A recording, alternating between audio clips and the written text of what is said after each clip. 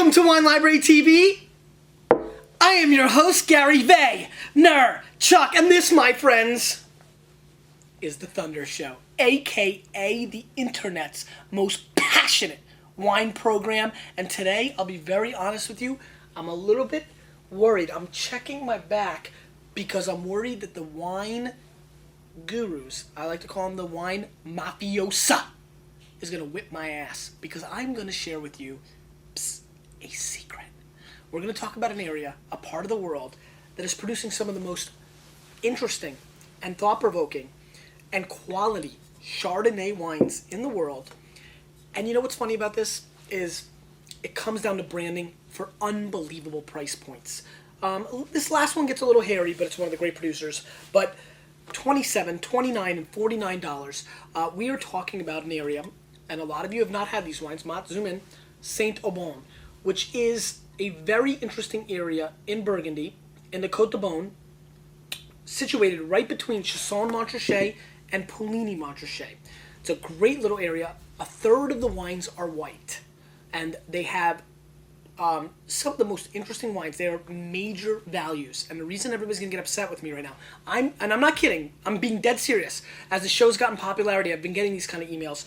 People are going to email me and tell me, why am I ruining it? Now people are going to go out and seek them out. The popularity is going to go up, and the price is going to go up. Mott, I'm telling you, these wines from Saint-Aubin are some of the best values going. Believe it or not, a little fun fact about Saint-Aubin. Yes, it's Chardonnay, like all white Burgundy, but there's a little bit of Pinot Blanc planted in the area that you're allowed to use. Saint-Aubin is really a place that has very interesting wineries making complex. You can see I'm in a very different mindset. 30 Premier Cru vineyards in Saint-Aubin, and we've got 3 Premier Cru Saint-Aubins right now, and I'm very excited about checking these wines out. 145 hectares of grapes planted in this area, and again, honestly, one of the most intriguing and interesting areas of Chardonnay in Burgundy, because you pay the big bucks for Meursault and Chassagne-Montrachet and Puligny-Montrachet, but this is a place, Corton-Charlemagne, this is a place where you can really get some values, and I'm excited about that. So 3 wineries that I've had Saint-Aubins from these regions, from these wineries in the past, but never these vintages. These are all 5s, which makes it extra special because 2005 is a very special vintage in white Burgundy. So let's get right away going with the Langoral Saint-Aubin Premier Cru, and this comes from the En Remilly Vineyard, 2005, $27 US, Chardonnay based, white Burgundy. Very excited about doing this episode. I'm a big fan of this area. I've been keeping it hush-hush. You can see it took me a long time to get to this place in the world, but it's time to expose it. I want to give the maniacs an opportunity to try all different things. You know, we're in a new chapter now, Mott. I keep saying it. Thunder contest. Great little color. Nice and light. Very pretty. Snippy sniff. Interesting. A little bit of oakiness. Like, get off me, oak monster. A little bit of that coming on. A little bit of soapiness coming through, which I find quite interesting. A little bit of soap action. Apple peel and pear, very obvious. And a gorgeous starfruit component. A little baked potato kind of thing going on in the nose as well, which I find quite interesting. Let's give it a whirl.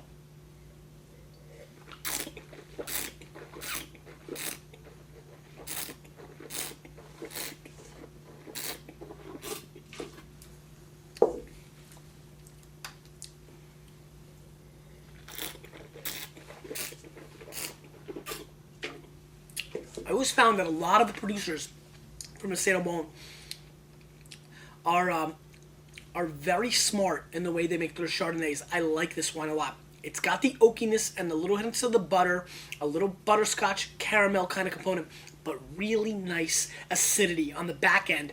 It's a balance thing, folks. You know, if you're a fruit bomb or if you're too old world, that's not right. You want to kind of come to the middle, and this wine comes very much to the middle. Very solid effort. Not the best wine I've ever had. Lacks a little on the finish, and that's bothering me a little bit. There's a nice toasty marshmallow oaky thing going on, which I'm enjoying. Very solid effort. I'm going to go 89 points on this wine, which is going to actually make me probably say a pass. For 27 bones, there are other Chardonnays that you could enjoy, but a very clean, true example of this white Burgundy. I mean, let's talk about it. Situated right in between Chassagne-Montrachet and Puligny-Montrachet. I mean, two areas that charge double, triple the price points that we're seeing in these wines. I mean, it's all branding, guys. It's all branding. It's like a Lexus, right? It's branded over a Toyota. Sure, it's got some stuff, but you know what I mean? Kind of like that. So I highly recommend you seek out this area. First wine, kind of meh. Let's see what happens as we continue. Vincent Girardin, 2005, Saint-Aubin Premier Cru. This comes from the Les Mougeries Premier Cru Vineyard. $29 US, 89 points. Steven Tanzer. And let's see what's going on here. I'm a big fan of Vincent Girardin, so I'm excited about this.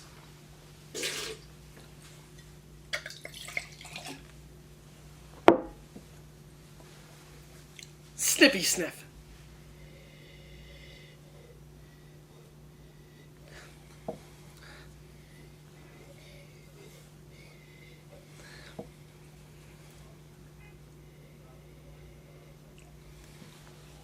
Sunflowers coming through on the nose, very pretty. Get again a little hint of like buttered marshmallow, which is quite interesting. You know, and the campfire with I said mushrooms the other day, by the way, when I was doing the marshmallow analogy. Kind of interesting. Anyway, very pretty nose. Smokiness. Smoky barrel. Smoky wood, like campfire stuff going on. Very pretty. Little hints of like cantaloupe coming through as well in the nose. Very pretty. Nice nose. Aromatically accelerated, which I enjoy. 29 bones. Let's give it a whirl.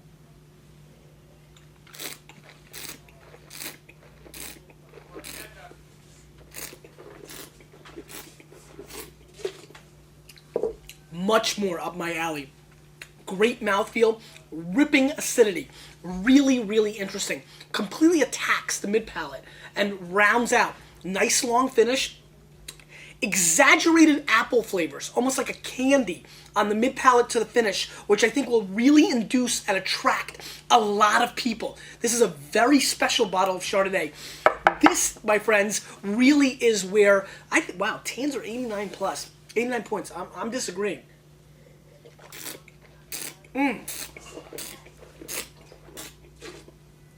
This is absolutely solid, well-made, structured, beautiful Chardonnay. Not that oaky, gummy, gooey, explosive, you know, over-the-top butter oak that you get so much from California. No, this is finding the synergy and the balance. It has the length and the body feel that the prior wine did not have. An extraordinary effort, I think. Actually, Vincent Girardin, I give you huge kudos. I'm going 91 plus points on this for 29 bones. And absolutely, absolutely must have for people that are trying to get outside the box within Chardonnay. Let's move on. And this, my friends, I'm going to warn you, a couple years ago was one of my favorite white wines of the year. This is the Hubert Lamy 2005 Saint-Aubin Premier Cru from the Clos de Chantigny Vineyard. This wine comes in from one of the greatest importers in the world, Becky Wasserman.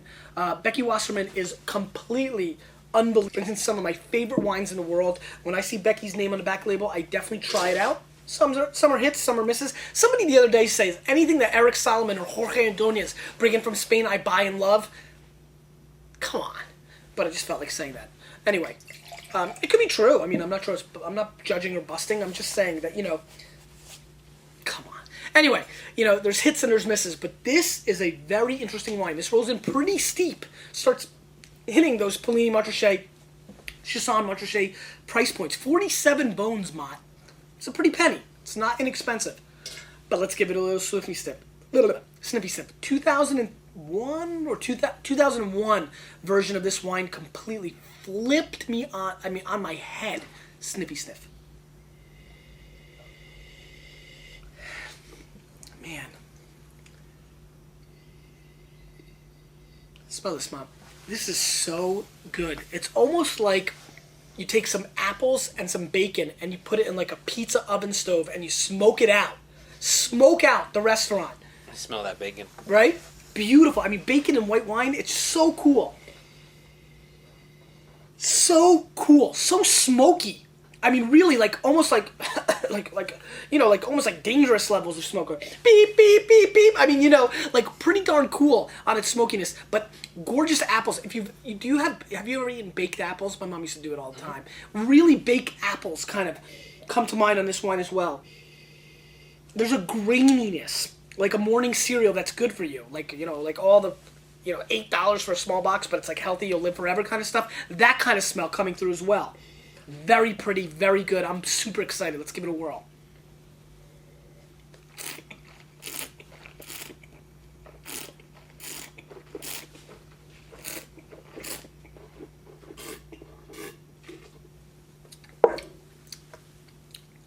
See, it's funny.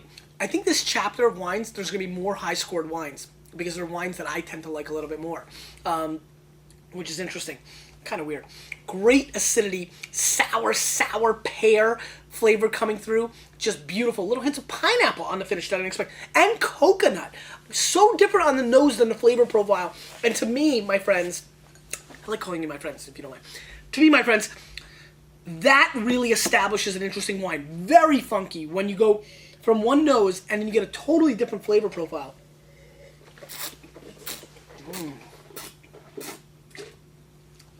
Brilliant fruit coming through. Very clean. I almost feel like Brita, clean filtered Brita water with lots and lots of lemon peels in there, so it gets nice and like acidic and sour. That's what this tastes like. Gorgeousness. Please, Mott, plop a salmon in front of me. I want to eat it so bad. So bad. Give me some beautiful fish right now.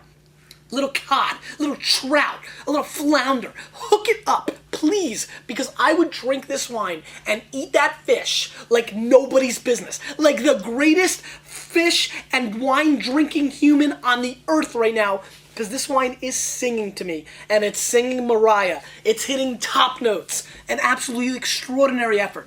Not at the same level as the 01 as I remembered it.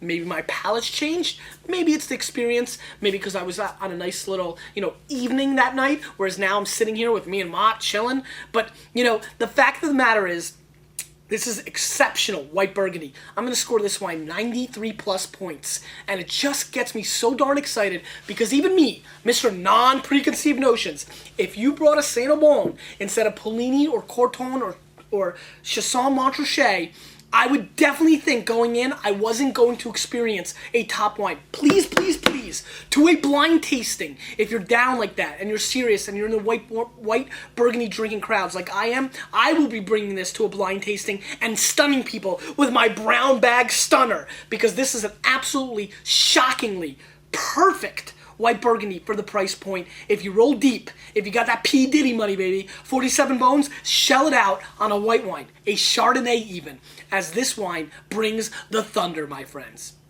That was like an amen, Mott. I want to hear you say amen when it gets like that. Good episode, man. That first wine disappointed me. I've actually had the prior vintage, the 04, not as serious of a vintage, and it was better. Keep in mind, these last two wines will last 5 to 7 years. People sleep on white wine's ageability. Question of the day. What are you waiting for? Go out and try a Saint-Aubin. Is there anything holding you back? Answer me. And if you've had one, I'd love to hear from you because my gut is telling me a lot of you have not. Because you, with a little bit of me and shows like this, we're changing the wine world.